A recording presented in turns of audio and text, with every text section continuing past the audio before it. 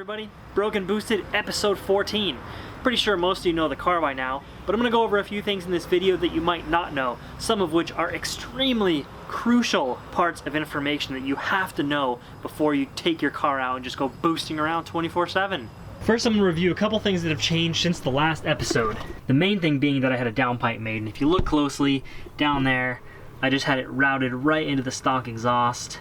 And I scrapped this cast V-band adapter because it was going to make that bend right there too sharp to clear the shelf. So I just bought a T25 flange and then had my buddy fab up the rest. That cost me $220 to have made, including the flange, and I'll go ahead and add that into the budget at the end of this video.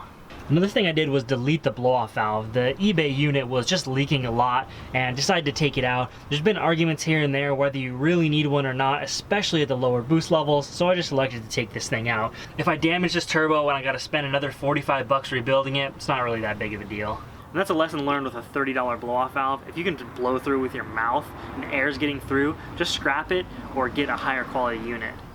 Another thing is my O2 sensor cutoff switch. I didn't really show where I plumbed it in originally, but I said I want to plumb it into the intercooler piping, and the car actually runs a lot better when it's plumbed into the intake manifold, because the intercooler piping can actually see really low levels of boost while the intake manifold is in vacuum, and it makes the car run really rich when you're cruising. So that's one thing you want to do, is hook your O2 sensor modifier up to your intake manifold. The next two things are possibly the most important things you have to know before you go around boosting your car. Now, the Miata engine was originally designed so that it could run fine on 87 octane. When you boost the engine, the game changes. You want to run the highest octane pump gas you have available, whether it's 91, 92, or 93, depends on what state or even what country you're in.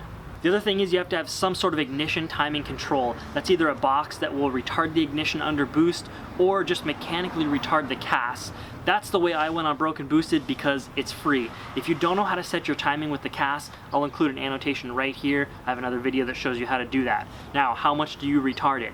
Normally, the accepted value is if you're gonna run 5 to 7 pounds of boost, you wanna run about 8 degrees base timing if you have an intercooler, or 6 degrees base timing if you have no intercooler. Those two things are so important, they should be on a test that you have to take before you buy any turbo parts for your car. And the question would be, what causes detonation and how do you prevent detonation? And maybe I'll make that test and I'm gonna send it to all of you and make you pass it before you start buying turbo parts for your car.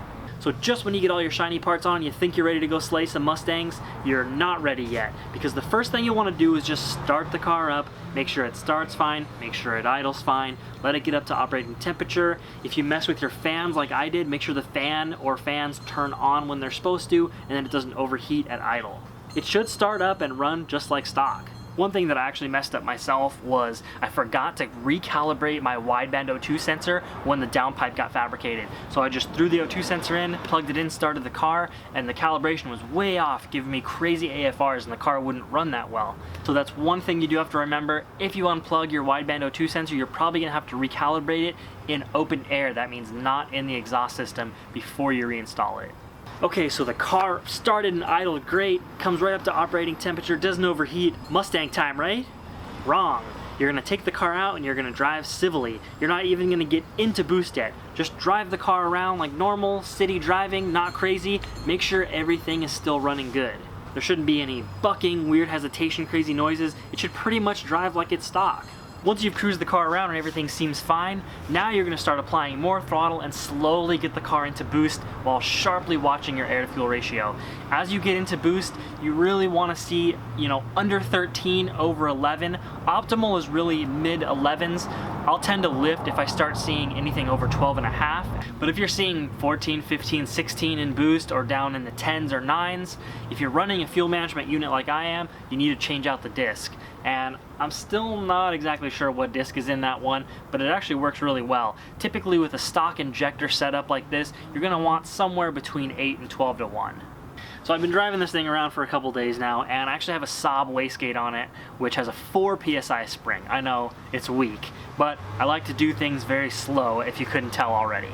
And the car actually feels pretty good. It's a slow spooler, kind of like I thought it was gonna be. I mean, you're trying to push all this extra exhaust through a stock exhaust system, stock muffler and all that, so it's going to be a little bit of a slow spooler unless you get a free-flowing exhaust system on it, but it feels good. It's probably maybe in the 120 wheel horsepower range, definitely faster than stock, but I know it can take more, and I'm going to take it to the dyno, and that's where I'm going to turn the boost up and see what it can do. I'm going to crank the boost up until either it runs out of fuel or runs out of clutch, and hopefully we see somewhere in the 140s.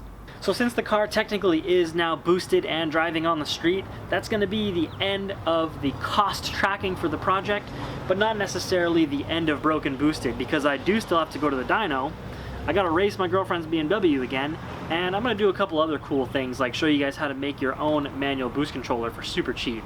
So I had a little bit of rough math at the end of my last broken boosted video, but after fixing that and adding in the downpipe, the total, as the project sits right now, I've spent $1,221. A little bit over the budget, but I think we did pretty good. This thing's fun. I'm getting ready to take it for a spin. Don't forget to subscribe for more Miata content. I will see you in the next one.